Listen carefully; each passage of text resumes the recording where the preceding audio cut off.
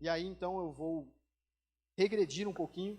Nós vamos até Gênesis, fazer uma leitura, onde, no início de tudo, nós vemos um pouco da natureza de Deus. E nós queremos aqui fundamentar uma coisa. Fundamentar que a igreja, em conjunto, vive Cristo, e é em conjunto que Deus planejou a forma de nós nos aprimorarmos em Cristo, de nós gerarmos os nossos frutos.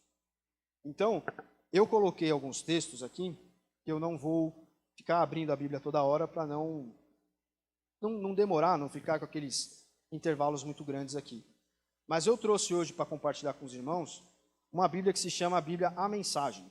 Então vocês vão ler aqui no telão uma versão, mas eu vou ler outra. Essa Bíblia A Mensagem, ela é a Bíblia em linguagem contemporânea. E eu fiz questão de trazer todos os versos que eu vou citar nessa tradução aqui, porque ela é bem assim, próxima daquilo que nós falamos, e ela traz algumas palavras e alguns contextos muito interessantes, que fazem muito sentido para nós aqui, cristãos do século 21. A tradução dela é do teólogo Eugene Peterson, que faleceu alguns anos atrás. Então, em Gênesis, capítulo 1, dos versículos 26 ao 28, nós vemos Deus promovendo a criação do mundo. E quer dizer, ele começa em Gênesis 1, né, versículo 1, e vem toda aquela famosa descrição que nós conhecemos. Deus criou os luminares, os peixes, etc, etc. E no capítulo 1, dos versículos 26 ao 28, aqui está até igual, existe um elemento nesse texto muito interessante. Deus não disse assim, farei o mundo, farei o homem à minha imagem, à minha semelhança. E ele vai dominar sobre os peixes, tal, tal, tal. Ele coloca assim, façamos os seres humanos à nossa imagem, de forma que reflitam a nossa natureza, para que sejam responsáveis pelos peixes do mar, pelos pássaros do ar, pelo gado e, claro, por toda a terra, por todo animal que se move na terra. E Deus criou os seres humanos, criou-os à imagem e semelhança, refletindo a natureza de Deus. Ele os criou macho e fêmea, e então os abençoou, dizendo, cresçam, reproduzam-se, encham a terra, assumam o comando, sejam responsáveis pelos peixes no mar, pelos pássaros no ar e por todo ser vivo que se move sobre a terra. E por que eu destaquei a questão do façamos? Deus não criou o mundo? Se Deus criou o mundo, o que era mais fácil ele dizer? O que era natural que se dissesse? Eu criei, né? Farei o ser humano à minha imagem e à minha semelhança. Mas ele diz, façamos o ser humano à nossa imagem e à nossa semelhança. O que isso quer dizer para nós aqui, hoje praticamente? Isso quer dizer que Deus, lá no princípio, ele já vivia em comunidade. Como nós sabemos, a atuação divina se dá de três formas, né, em três pessoas diferentes. Deus Pai, Deus Filho e Deus Espírito. É um Deus com três pessoas que atua de três formas diferentes. Isso talvez seja uma das coisas mais difíceis de nós explicarmos para as pessoas no seminário, né, ou até para os novos cristãos. E eu não vou poder entrar nisso aqui agora, porque senão a gente vai demorar muito tempo. Mas nós cremos em um Deus trino. Ele é um e três ao mesmo tempo. Então, quando Deus fala, façamos o homem à nossa imagem, à nossa semelhança, ele está dizendo assim, consigo mesmo, em suas três pessoas divinas, vamos reunir nesse homem características nossas. Então, Deus vivia em comunidade no Antigo Testamento, na criação do mundo, quando ele criou o ser humano, quando fez brotar a vida neste mundo aqui, Deus, ele já era o Deus Pai, o Deus Filho e o Deus Espírito. E ele introjetou no ser humano, ele colocou dentro do ser humano, na sua essência, a vida em comunidade. Então, a menor comunidade que nós temos, bíblica, podemos dizer assim, é a comunidade em que o próprio Deus vive. O primeiro pequeno grupo, nós podemos dizer assim, do cristianismo, da Bíblia, é a própria essência de Deus. Ele é o relacionamento dele consigo próprio. E esse relacionamento de Deus que ele tem, né, que nós vemos aqui biblicamente que ele também transfere para nós um pouco dessa sua natureza que busca o relacionamento. Então o ser humano, ele pode ver, mesmo quando nas eras bem antigas o ser humano ele não se estabelecia em um local, ele vagava, né, ele era nômade, a expressão mais usada é nômade. Ali nós percebemos que, beleza, o ser humano não se fincava numa terra, ele ficava indo de um lugar para o outro, conforme a comida acabava, etc., ou vinha um inverno, alguma coisa, ele migrava. Mas ele nunca migrava só. O ser humano sempre esteve em comunidade. Isso é parte da natureza de Deus passada a nós. E Deus, em todo o seu plano de história, quando ele quis criar o ser humano e quis ter relacionamento com esse ser humano, ele já nos projetou para criar uma família para ele, já projetou o ser humano pensando assim, eu quero uma família que me honre, me adore e viva um pouco dessa realidade divina.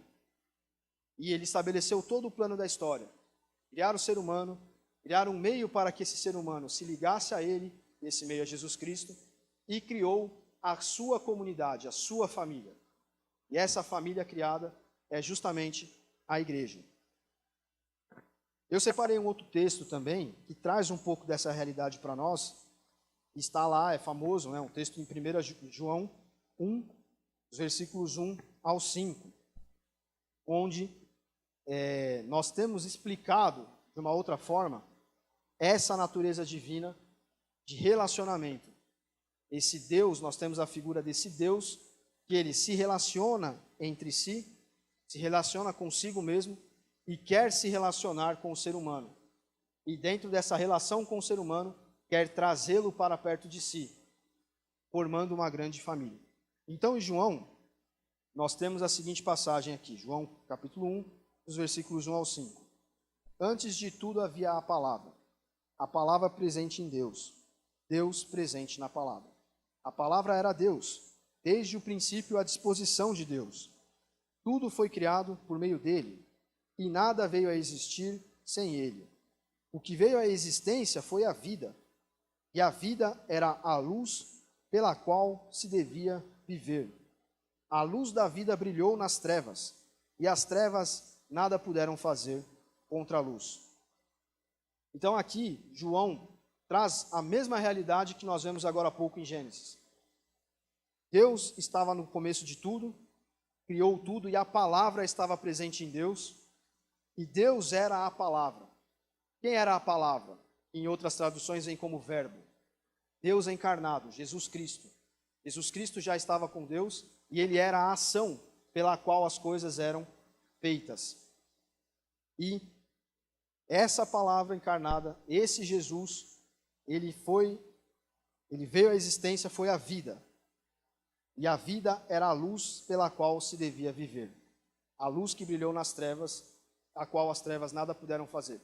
Então, Jesus, que era a palavra, que criava as coisas lá, junto com Deus, ele era Deus e ele era a vida, a luz da vida pela qual se devia viver. Então, quando Deus estabelece o seu plano de busca da humanidade, logo após ele criar o ser humano, ele coloca a luz pela qual se deveria viver, a luz que transmitia a vida, gerava ação, que é Jesus Cristo. E quando ele estabelece esse plano de busca da humanidade, ele reserva um lugar para o qual ele quer reunir o seu povo. Um lugar onde ele terá um povo que ele vai chamar de família posteriormente. Ele cria ali o lugar onde ele vai criar relacionamento com as pessoas. É justamente a igreja. E a igreja vive por meio da luz que traz a vida. A luz da vida brilhou. Ou melhor, a vida era a luz pela qual se devia viver. E a luz da vida brilhou nas trevas. E as trevas nada puderam fazer contra a luz. E essa igreja que Deus, essa família que Deus forma, e a qual Ele quer que as pessoas façam parte, será a igreja que vai buscar viver essa luz que gera vida, essa luz que brilha nas trevas, ou seja, é a igreja que vai procurar viver Cristo, espelhar Cristo, mostrar ao mundo quais são as trevas e qual é a luz que ilumina as trevas da vida. Então, aqui nesses textos, nós vemos que Deus, Ele quer criar uma comunidade para si. E essa comunidade que Ele cria para si é a sua família.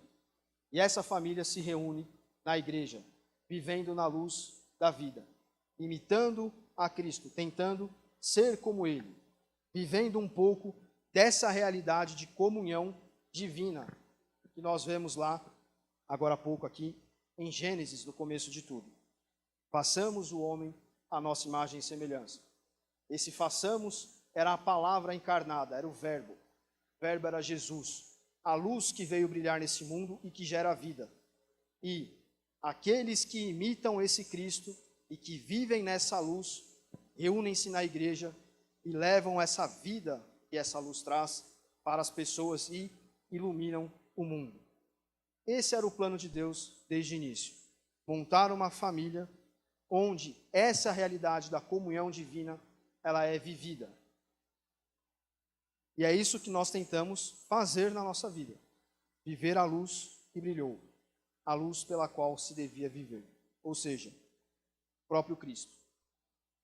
Então, eu trouxe todo esse panorama que eu passei para vocês agora, para mostrar como a comunhão e o ambiente da igreja, ele sempre foi uma necessidade de Deus. Deus é Deus, Ele não precisa de nada, né?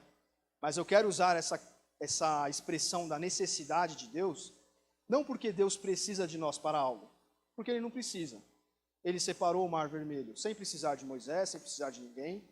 Ele ressuscitou, e isso é plenamente impossível para o ser humano.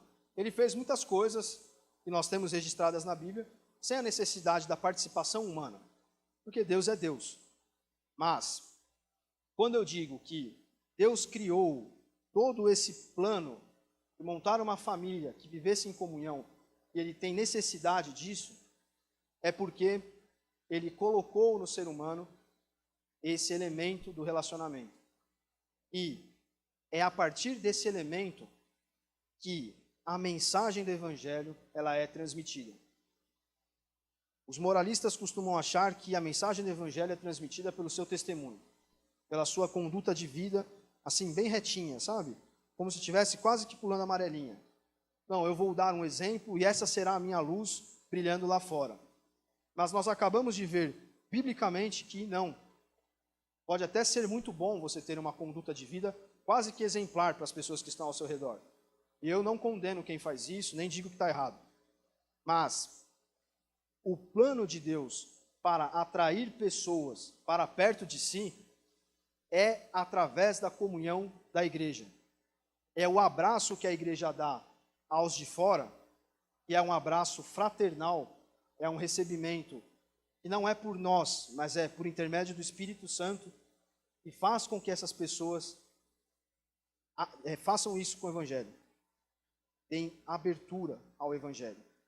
Então, o plano de Deus, isso quer dizer que o plano de Deus envolve cada vida que está dentro de uma igreja cristã.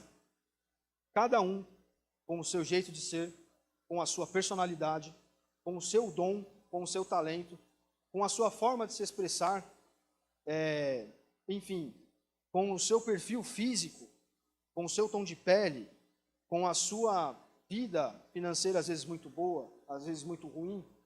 Cada pessoa, ela está dentro do plano de Deus, ela está implicada no plano de Deus para buscar mais pessoas para essa luz, para levar esse evangelho a mais pessoas, para que as pessoas venham para dentro da igreja.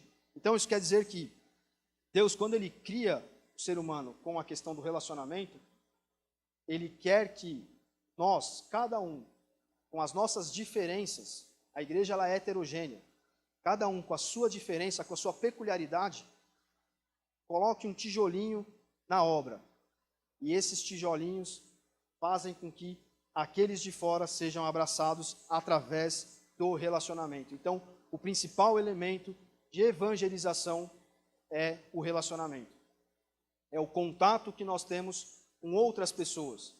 A partir daquele ambiente onde nós estamos, a partir da formação que nós temos, a partir de como nós somos fisicamente, a partir das nossas posses, que dão condições diferentes a cada um de nós, do nosso estudo cultural, etc.